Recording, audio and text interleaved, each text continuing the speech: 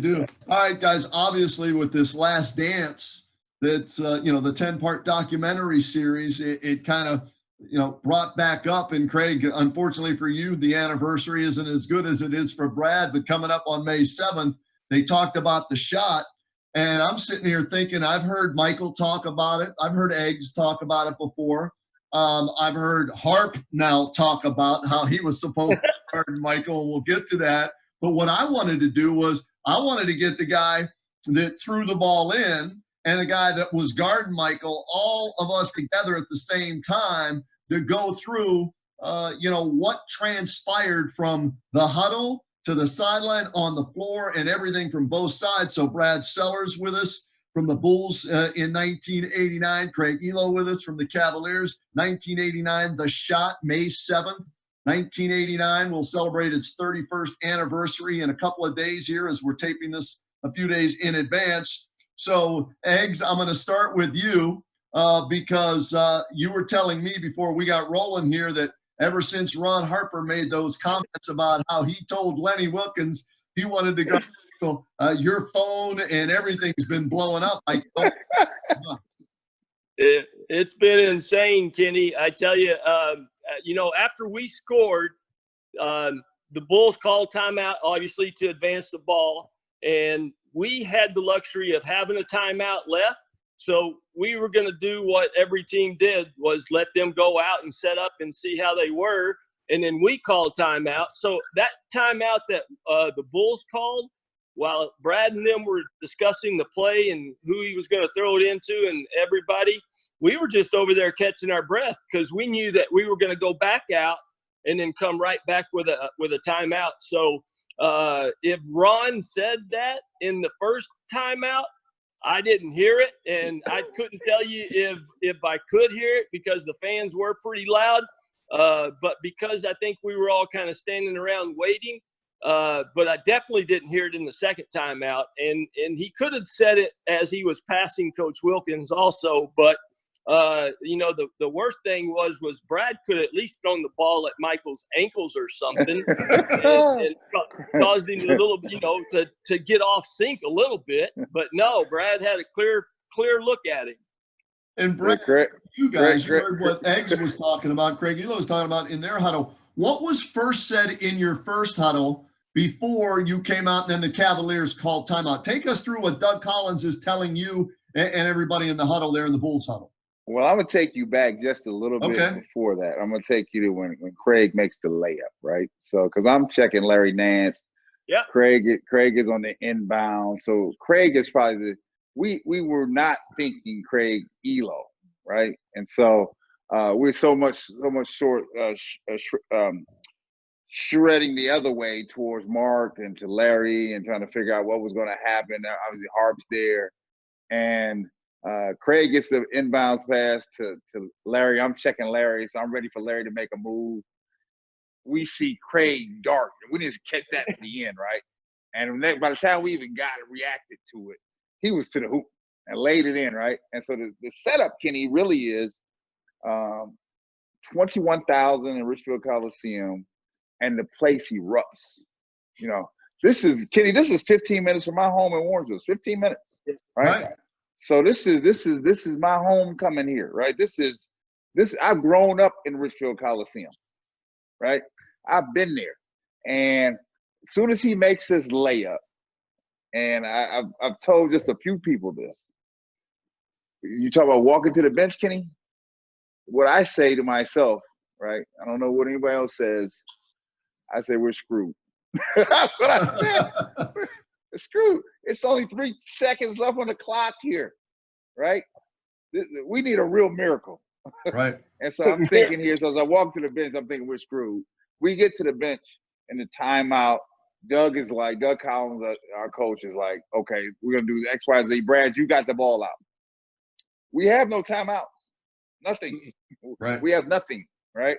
And the first thing I'm thinking really is this. Everybody in the building know where the ball is trying to go. We knew that, right? And we knew they had a timeout to burn, so we figured they were going to get a quick look at it. And so we just dummied up the first timeout, right? But when we go to the huddle again for the second timeout, it's really erratic in the huddle, right? Obviously, everybody's got a lot to say. Doug is saying his bit. With the fans are screaming loud, right? We're down to 3 seconds on the clock. In my mind, I'm thinking it's only 3. I got a 5 count to get it in, and there are only 3 seconds on the clock. And I'm thinking about how am I going to get this ball around Larry? Right. With him. Right. Yeah. 6'11", 6'11", yeah. Yeah. But what happens is Lenny decides to double Mike, which wasn't a bad play, right? It's 3 seconds on the clock. They're going to double Michael with Craig and Larry. So that at least gives me a look, right? I'm not bothered by long hands, long arms. I'm not bothered by that at all. My only thing now is thinking, can I get this ball to him? Because you go back and look at the tape, Craig. Did anybody else want that ball? No, everybody was on the far baseline. Yeah. Hey, Kenny, you know what I'm thinking? If I don't get this ball to him, I'm screwed. Because when I go back to Chicago, it's going to be a problem. Yeah. These are the things that are going through championship thoughts, right? Right. I'm like, boy, self-salvation, trying to make sure I get through. So as we're walking out, this is what Michael tells me. In all this pandemonium, Michael says, Brad, just stay with me. I'm going to get free. I'm going to get free, right? And I was saying to myself, damn it, you better get free. You better get free. And I said, so I get the ball. Kenny is a 5 count. I'm going 1,001, 1,002, 1,003. I said, oh, 1,003. It's going to I'm looking around. I scan the crowd real quick. Nobody else wants this thing, right? And so we get to 1,004, and he only gets free at the end. And he only got free. Craig slips a little bit, and he gets free because he shoved Larry. Yeah. He shoved Larry in the waist and threw Larry off a little bit before Larry could recover. It gave him time to get down, get his dribble off, and get the launch shot that goes up. And I think, and I'm standing there, it seemed like eternity. Mm.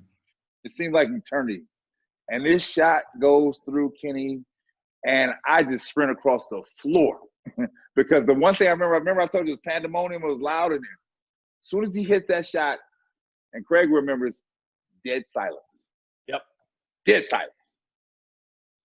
Wow. So, Craig, you and Larry are supposed to double team him. And I know this because I was at a fantasy basketball camp that Larry threw, right? So you, Mark, Mike Sanders, Larry, you guys are all there. And I think that might have been like the first time Larry said, Craig's been taking too much crap, too much heat all the Part of it was my fault because I was supposed to force him at least to half court to make a longer shot if he got the ball. And he took the okey doke, the banana in the tailpipe trick, right? And he lets, him come towards the ball in a closer shot. And then you kind of are trying to rush after him after that, right?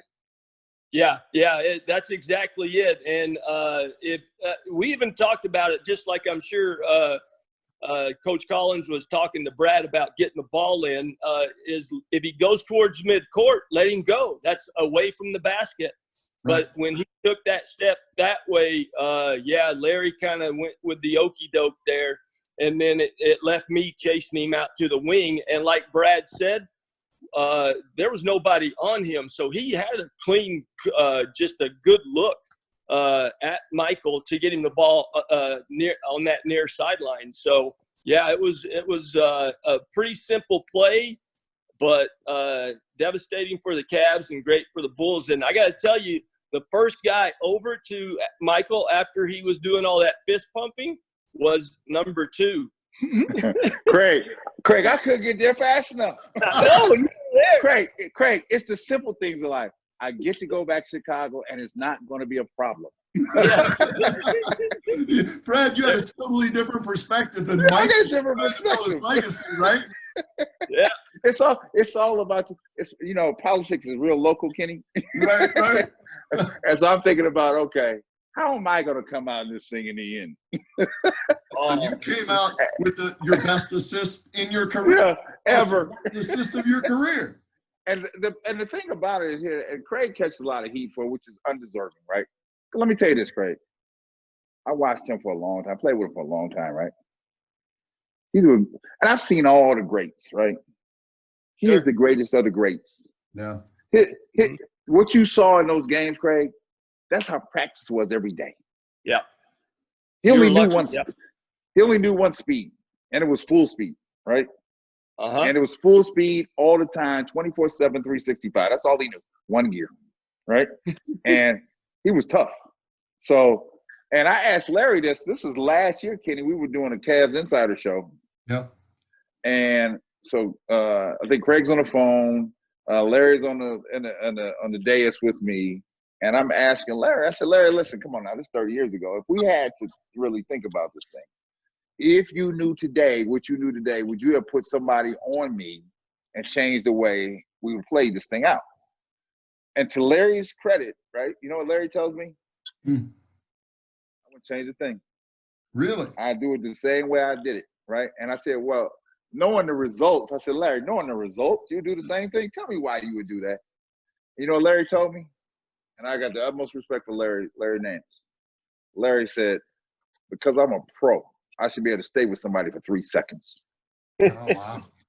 Wow. That's a good one. Yeah. And Craig, and I'll break it out in this podcast we're doing here. Well, I loved Craig and the way he played the game. I was telling, Craig and Larry, don't go for the fake. Stay with him man for man. Did Lenny waver at all on what he was going to do with you guys? Was it you and Larry double teaming from the first time out through the second time out, no matter what? Yeah, no, he had made up his mind, and he didn't say a lot in that first time out because, again, we had the luxury of calling it and going back there. But he was – I'll take that back. He was thinking about it because he was old school when it came to, not changing, and that went against his rule of thumb, taking someone off of the passer. But he just felt like Michael was too much of a weapon not to put two people on him. And I swear, I promise you, and I love Hart to death. He was a great teammate. If he said it, I didn't hear it. And if Mark and Larry didn't hear it, then, it had to be in passing. And, Hart, he guarded Michael when the game started. And when I came into the game, I always took him so Hart could rest on defense. And so that was kind of like a no-brainer. I was in the game already, and I'd been guarding him in the previous possession. So, I don't think that Coach Wilkins or our staff was going to make any changes about me, at least being on the backside of Michael. That was Craig Ehlo. He's Brad Sellers. I'm Kenny Roda. Brad, were you guys surprised Harp wasn't on him? Well, I think I was, because the fact that, I know that Harp had a good defensive posture, and he always seemed to guard Mike well. And then, but I'm gonna tell you this: I don't think there was a wrong play here. You lost to a guy with a better hand, right? And here, he didn't. Listen, it wasn't like he didn't do that to everybody, right? That's true. Thank you. It wasn't like he didn't do it to everybody. This is like, here, Craig. I was fortunate. This was a weekly occurrence, right? Yeah. It was. I saw the best defenders in the league get shredded. And I tell my own kids, right? Because Kenny, I got 3 that play, right? And I tell them, I said, because all they know is what they see now. They see LeBron, and I tell them he's a great player. But I always tell them all the same thing. He's a great player, but this kid here was the greatest.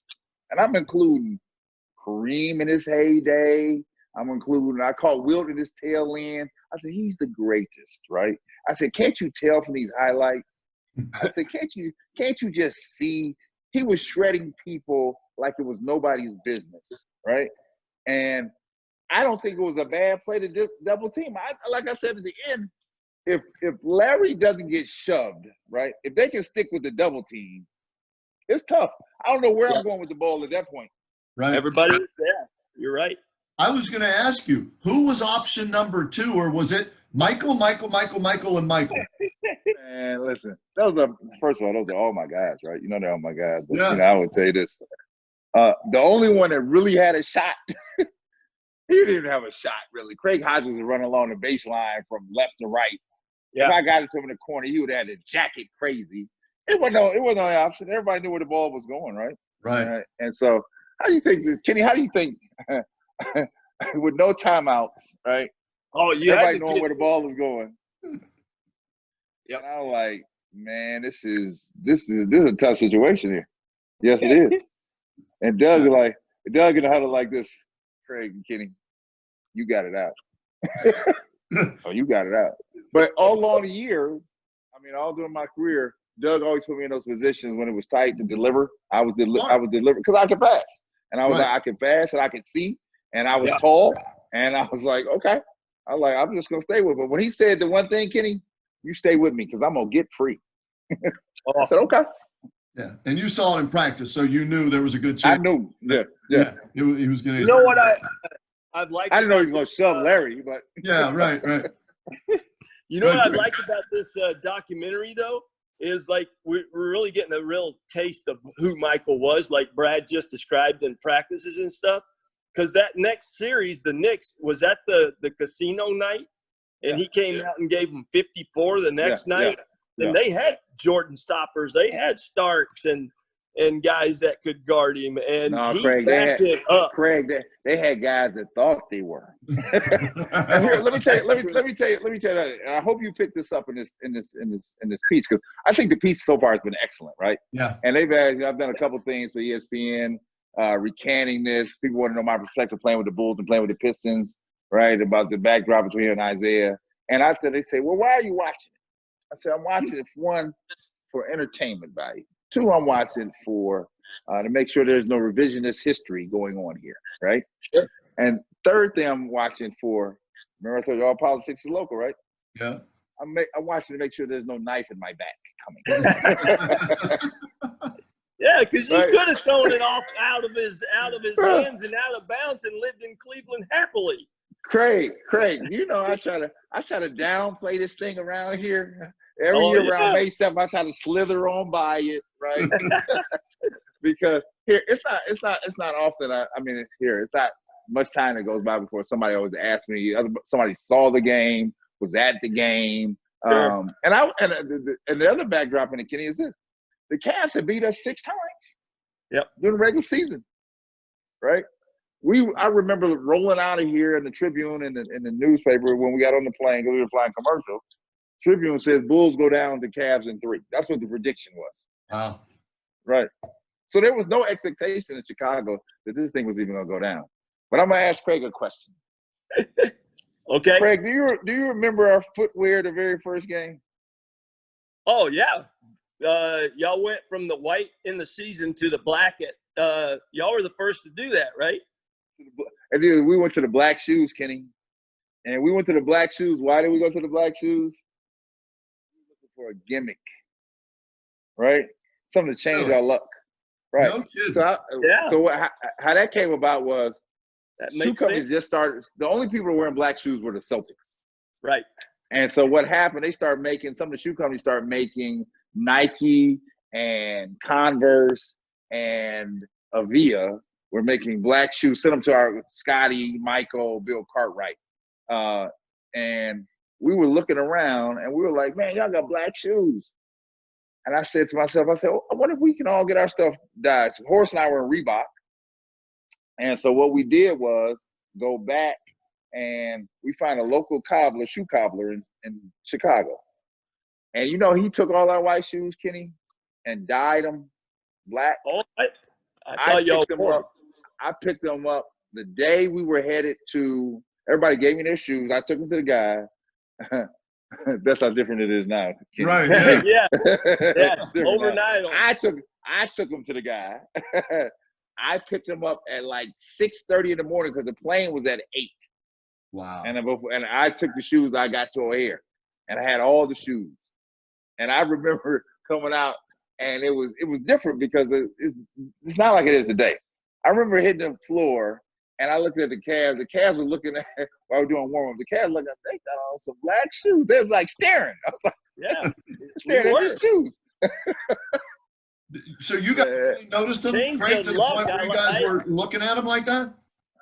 Yeah, I mean, it was new. I mean, because I don't know if the NBA rule it was in effect then, but you had to wear all the same all the same color or the team colors or whatever. So all of a sudden they're in black shoes at the first game, and we're just like, what the?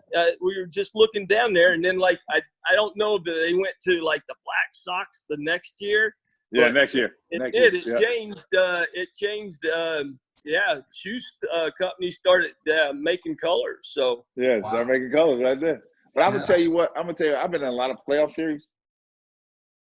The most fun series I've ever been in. Right. Yeah. I mean, not one because it's local for me, but just the atmosphere. The atmosphere, and I can tell, and I tell people this all the time. Michael enjoyed playing in Cleveland because the atmosphere was right. Right. You got sports fans here that understand what this thing is about. This is a town that was hungry, right? And the atmosphere was hungry, right? And it was just down and dirty. That's what it was. It was good basketball. Brad, I want to ask you about Game 4. You guys had a chance to close it out in Chicago. Michael free throws late in the game. Cavs win to force a Game 5. And then it's looking smart that they didn't play Mark Price in Game 1 with the hamstring injury, right? So he's healthy for Game 5. They got home court advantage. What was the locker room scene like in Game 4 when Michael misses those free throws and you lose? Well, it was tough because we were looking to close right there, right? And now this is the Bulls team that is trying to become the Bulls team that you know. So these were the very first steps forward, right? And what I do remember is that, you know, uncharacteristic of him, he didn't connect with the free throw line, and so it drove us to a loss. But I remember the one thing I do remember, Craig, Phil Hubbard, which was my neighbor here in Cleveland, came running down the bench like, yeah, I told you you're going back to Cleveland. Like, that's damn, calm down. But that was it. See, y'all had to go back to Cleveland, and no one like the Richfield was so far out there. I don't know where y'all stayed. We stayed at the Beechwood Marriott. Oh, y'all were in Beechwood. We were in Beechwood at the Marriott. And then can I tell you another story? Yeah. That's because it was a Sunday game, right? Yeah. So the Saturday, I think Scotty, I, and a couple of guys needed a haircut. So when Ron got to Cleveland, my barber was down on Lee Road, and so Hart would go there to get a haircut. And so my guys wanted to cut, so I said, come on, let's go to my guy down here on Lee Road.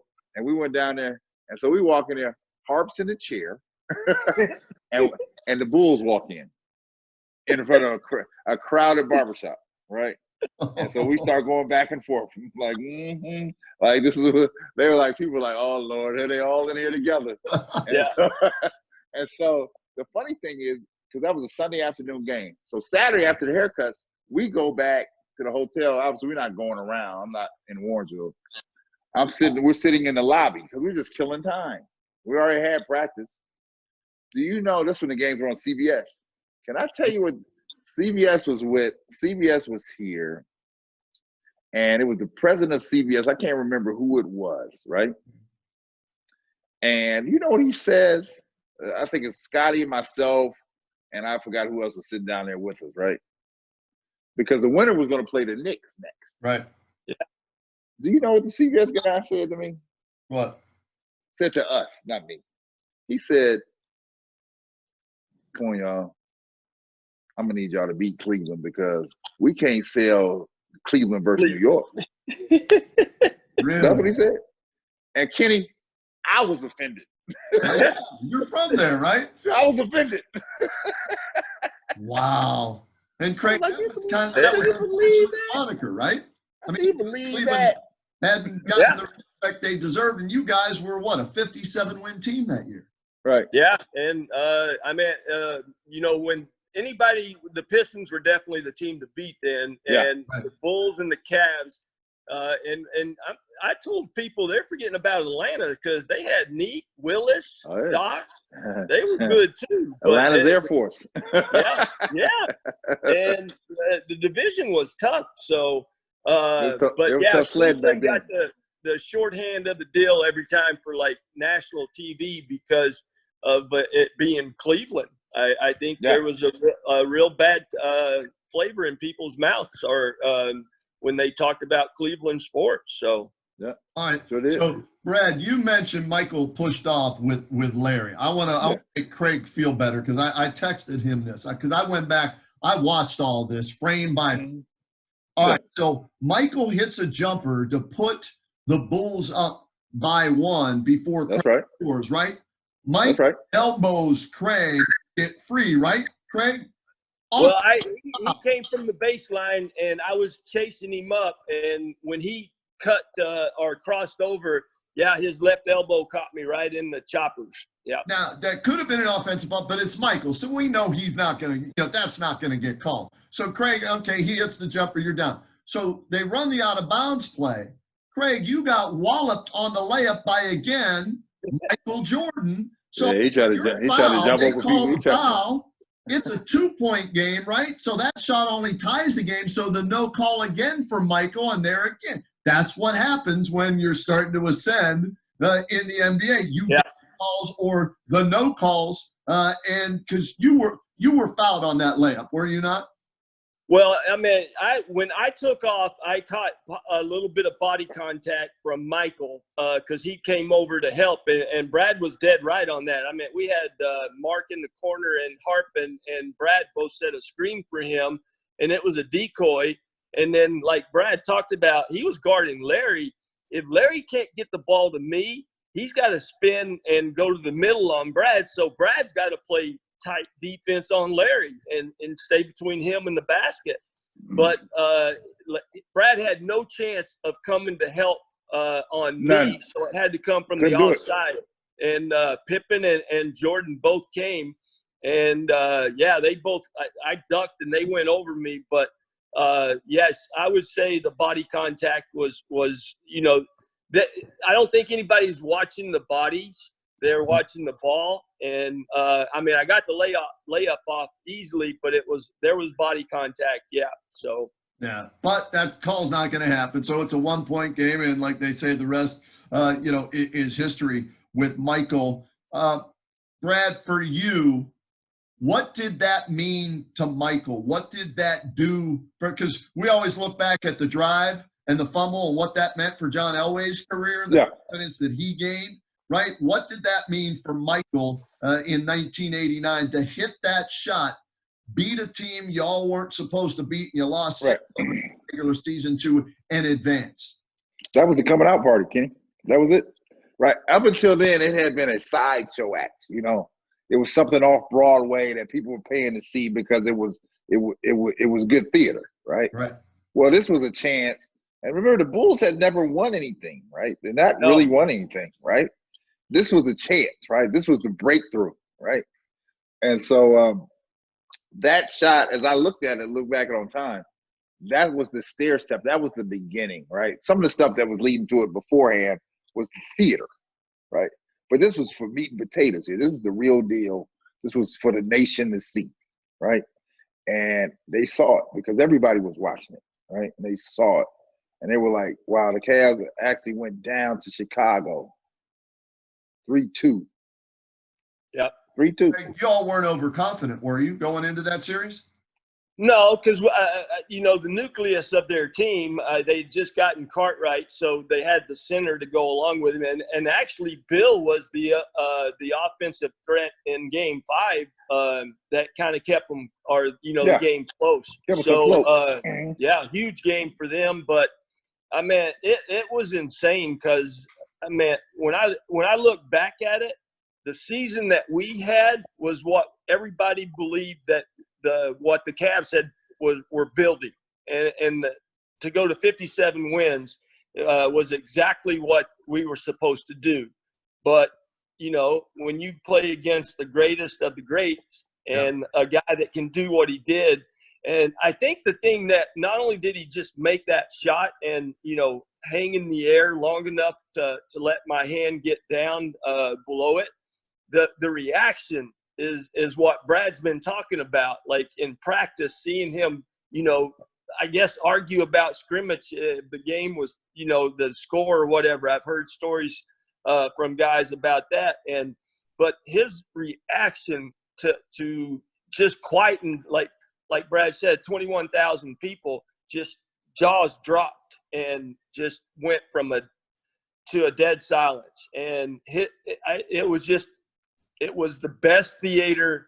You got the best guy in the game right now, and he's celebrating like that. And not only was he celebrating, I mean, y'all all did, Brad. I mean, Doug ran onto the floor.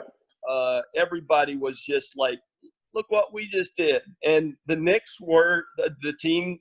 I mean, y'all had to get by them too. So it was going to be a tough road for them, but they were you were paying your dues basically in that first round and second round. Yeah, in real time. Brad, as that shot goes in, y'all are celebrating that. You go back to the locker room. What was it? We saw the celebration, the jubilation on the floor. What was said in the locker room amongst you guys, away from all of us media members who were covering it back then? Well, we were pumped, right? So we were looking for an edge the whole series, right? Because we did not have an answer for the Cleveland Cavaliers all year. We just did not, right? They were a mountain we had yet to climb. And there was a song, I would tell you, it's the little things like them. There was a rap song out by a rapper by the name of Kumo D. It was called "How You Like Me Now," right? And so there was a big time play in Chicago. How you like me now, right? And so we took that up.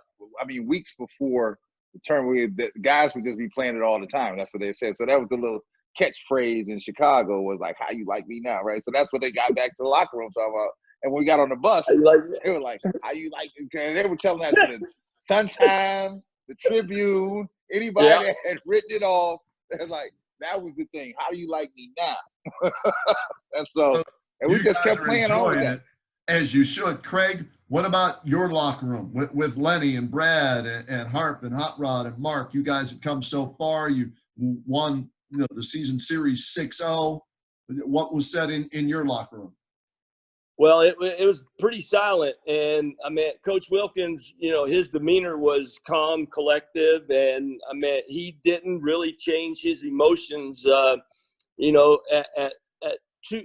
doesn't get up and down so much. But he just said, sometimes it's just a little bit better offense than defense. And we'll get back at it next year. We'll get another crack at them next year. So it was kind of the next year speech thing, kind of like what all Cleveland sports teams have gone through. Right. And Craig, you got a $5,000 royalty check from who was it, Gatorade or Nike? Gatorade, yeah. You're on there all the time when they're real quick. I don't know if Brad's heard the story or not. Maybe he has, but for the people that are watching, listening that haven't, your ability to accept this, maybe because of what your dad told you, is, to me, pretty impressive. Share with everybody what your dad said about, hey, you lost to Michael Jordan and the Bulls on a shot like that. Well, he always told me, no matter if it was from little dribblers to high school to college and to the NBA, that he always told me, you're the best player out there. That's how I want you to believe. And that's what he instilled in me. So he always told me, you're the best player out there, and you want to play against the best, and you want to compete against the best. And that's what he taught me. And I mean, how could you get any better than MJ on center stage with a last second shot? And, going through what I went through. I mean, I'd been, on the Rockets bench for 3 years, and now I'm kind of getting into the NBA where I'm getting more time and establishing myself. So I kind of took that, what my dad told me about being the best and playing against the best, and that was very helpful. Yeah, and the way you've handled it, and Brad, did you know then he had the chance to be this good, the greatest, the GOAT, of all. You spent what, 3-4 seasons with him? Yeah, yeah. But I would tell you this: it didn't take me long from when I got there in '86 to realize the things he was doing was freakish, right? And Kenny, I can tell you, you should see the stuff my first 2 years, like just tapes of games we played in, right? He was shredding people. I mean, these are all stars, all defensive players, but they had nothing for him, nothing, right? And no task was too big, right, for him. The freak stuff that he was doing, you don't even get to see the freak stuff as far as real athletic that you won't see, because, you know, it really wasn't ESPN running around at that time like that, right? So you couldn't see the highlights. The stuff he was doing in and game out, this was daily, right? We would find ourselves watching him in the game. Taking pictures, yeah. Like, whoa. Because the stuff he was doing so freakish, it was inhuman. Like, who can do that, right? Right. And he could do it, right? And, you know, he really had no fear. He really had no fear. And he just played. He just competed, right? Now, you know, he's from humble beginnings in North Carolina, right? And I think his work ethic from his mother and father, you can see that coming through some of this documentary, right? That's who he is, right? And he had one of the worst things I would tell people this. He had a satiable thirst for knowledge, right? Knowledge about him. He read every periodical, magazine, quote, who said what, innuendo, whatever. And he used it to fuel himself. Really? Every time. He talked about that against Dan Marley yesterday, right? Right, yeah. And he did that with everybody. He did it on Tony Kukoc, right? He did it on Craig. So they said Craig was the Jordan stopper. That's all you needed to say. I was like, oh, Lord. Please, please don't say that. Please don't say that. No, please, or you can defend him. Please don't say that. Because anybody got that, because I think that's how you got the 69, Craig, right? Yeah. It was in the paper, right? Kenny. He read the paper like nobody's business. Wow. Yeah, and he used it. I was like, why are you reading all these papers? He wanted to know what they were saying about him. But Craig, and so saying he said that about other thing people, right? about Dan Marley last night. Yeah, you weren't saying anything. I know you. No, it wasn't Craig. A braggadocious guy. It was you. It was Craig, you can blame me. How's that? I'll take the blame for it. LeBron blames me for some things, so you can blame me for some. No. I just said, and it wasn't mean spirited. He took it like that, though. Wow. It was Although I will say this, Brad. He hated the Pistons. And what they did and how they the Jordan rules there. So for a whole nother set of reasons. Yeah, that's a different beast there. Yeah. Yeah. Okay. Hey, listen, there's a lot going on there with that story. Yeah. They didn't unpeel that story all the way. They could do a whole documentary just on that, right, Brad? Yes. Oh, yes. Yeah. So Craig, I asked Brad if he knew he'd be this good. He was talking about freakish shredding people. So does it make it easier after all these years how great he turned out to be? You sounded like you had a pretty good grasp of it when it happened with your dad and everything like that. But does it make it easier after all these years? And here we are on the 31st anniversary of it, almost still talking about it, to know that it was the greatest player that did it? Oh, yeah. No, I mean, don't get me wrong. When the box scores came out or the paper, I looked at what he did every game. So, I mean, I was following him because I knew that he was always going to be he was winning scoring championships already. MVPs were going to become a dime a dozen for him too. So, I mean, yeah, when I got on the plane the next day or after wherever we were at, and I read the paper, I went to Chicago's box score immediately to see what he had done that night. Because, again, I mean, I'd been around maybe in college, some 20-point scores. But when you talk 30 points every night on the NBA schedule, that is incredible. Yeah, it's tough. So, it's tough.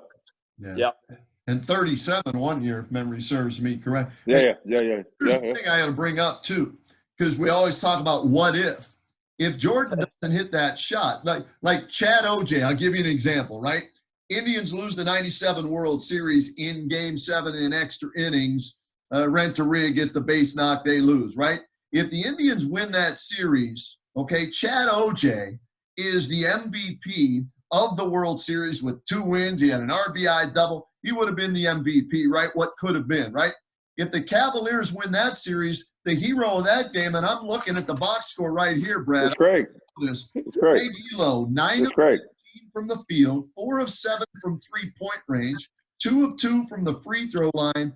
He led the Cavaliers in scoring off the bench in the decisive Game 5 with 24 points. Oh, he did. He did. Kenny, what You I have left in me that box? open, Kenny. Kenny, what I have in that box? 4, 6. Let's see. Oh, your bot. Let's see. Brad, you had 3 assists, 3 rebounds, and you had a huge block in that game too. Down, if memory serves me correct, right? I taught somebody stuff out of there. Yeah, you did. You don't bring that around here, right? And you found Hodges on a big assist too for a 3, I think, in that game. Yeah. Man, so I mean, I want to tell you. I'm just tell you this. I enjoy playing. First of all, let me say why I enjoy playing the Cavaliers. Not only because I'm from Cleveland, they were class guys. Now we were dealing with Craig. No, we're dealing with the Pistons, right? Right. And it wasn't until I played with them because they have this public persona, the bad boys, jerks. But really deep down, Kenny, I'll just tell you, they're all pretty good guys. Yeah.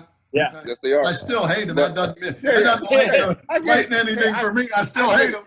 You know, when I got there from Chicago, I went to locker room. I'm like, I'm taking the lock in the end. I don't trust none of y'all. Like none of y'all up in here. But I would just tell you, the Cavaliers, I think they represented this city well. They represented themselves well. And you were just going to play good, clean, hard basketball. Right. That's what it was, right? Right. And it's just a shame that somebody had to lose. And that's it. Yeah. And Craig, you guys remain good friends from that team how many years later, right? Oh, yeah. I mean, Larry, Mark are